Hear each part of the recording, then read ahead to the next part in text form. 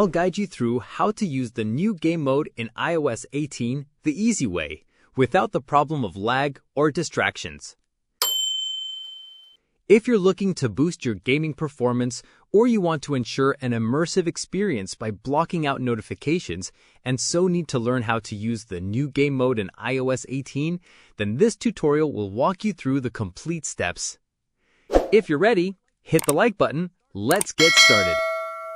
Game mode is a fantastic new feature in iOS 18 that is designed to prioritize your gaming experience.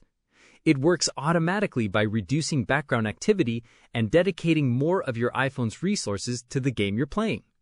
This helps you get smoother frame rates and faster response times, which can be the difference between winning and losing. Here's the complete process to use game mode. Simply open any game from your home screen. Game mode will automatically activate. You will see a small notification at the top of your screen that says Game Mode On, confirming that it's working. To manually check or turn it off, simply swipe down from the top right of your screen to open the Control Center. At the top of the Control Center, you'll see a tile for the game you are playing. Tap on it and a Game Mode toggle will appear, allowing you to turn it on or off as needed.